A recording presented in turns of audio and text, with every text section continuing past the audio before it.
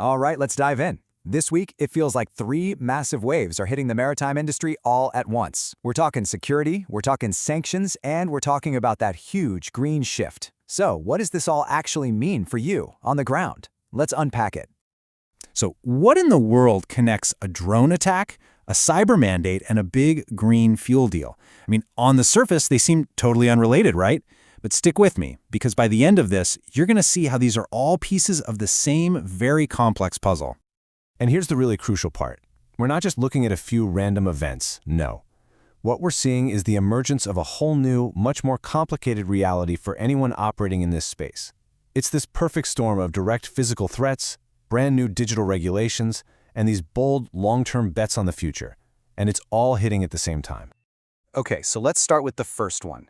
The most in-your-face threat, a direct physical attack on a major global port.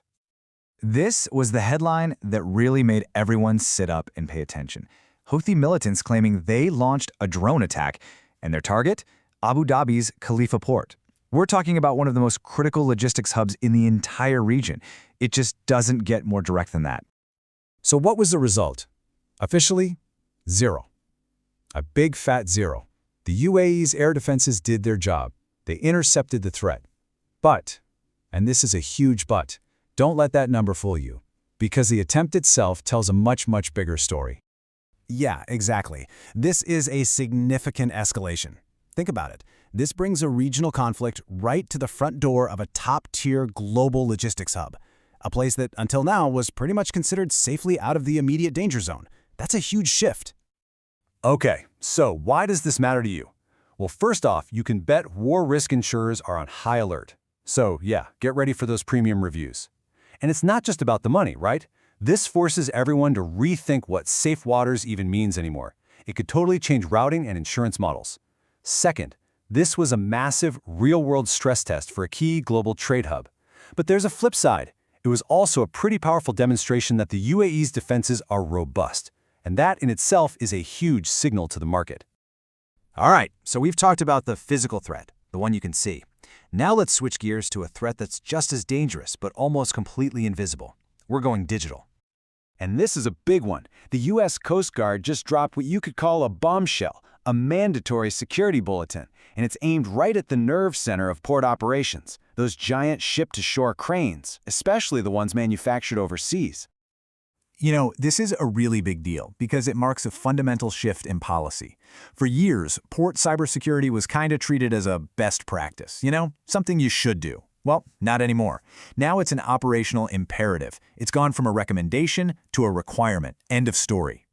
So what's the fallout from this? Well, strategically, it's clear. This is a whole new front in the battle to secure national supply chains, especially from nation-state threats.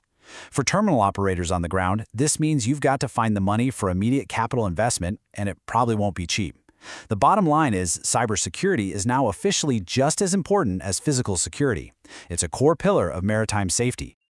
Okay, so we've covered playing defense, defending against drones and hackers. Now let's talk about playing offense. Let's look at a proactive, forward-thinking move, a huge investment in the industry's green future. And speaking of huge moves, check this out. The Port of Long Beach just announced a landmark deal. They're building a massive green hydrogen production and distribution hub right there, inside the port complex. And let's be clear, this isn't just some vague plan on a whiteboard. This is a real, foundational project getting underway. And you really can't overstate how important this is. This will be the first major green fuel hub on the U.S. West Coast. It's the tangible, physical infrastructure that finally turns all those decarbonization pledges into something real. We're talking fuel for drayage trucks to start, and then, down the line, for the vessels themselves. Okay, so those are the three big stories of the week. Let's pull it all together now. What's the bottom line for everyone listening? The operators, the brokers, the analysts. And just to add one more layer to this whole thing, while all of this is going on, don't forget the sanctions front is heating up too. The U.S. is really cracking down on that so-called ghost fleet shipping Iranian oil. So that just adds even more pressure when it comes to compliance and risk. So let's break down what these signals mean in practical terms. That attack on Khalifa Port, you better believe it means an immediate review of war risk premiums. The U.S. Cyber Directive, time to open up the checkbook and budget for security upgrades like yesterday. That big green hydrogen bet in Long Beach, that's going to start influencing decisions on new builds and retrofits. And the crackdown on the ghost fleet, well, that could actually help support legitimate freight rates by taking some of that illicit capacity off the market. So when you boil it all down, what's the message here? It's crystal clear. Security isn't just about fences and guards anymore. It's physical and it's digital. And that whole energy transition? It's not just a topic for boardrooms and conferences. It's moving to the berths. It's happening right now. And that brings us to a really essential insight. In this kind of environment, just looking at static data like AIS, well, it's just not enough anymore. Think about it. That Khalifa port attack didn't happen in a vacuum. There were threat claims beforehand. So for real protection, you have to be preemptive. You need a dynamic way to look at risk, blending that physical and asymmetric threat intelligence right into your operational data in real time. Which really leaves us with one final crucial question for you to think about.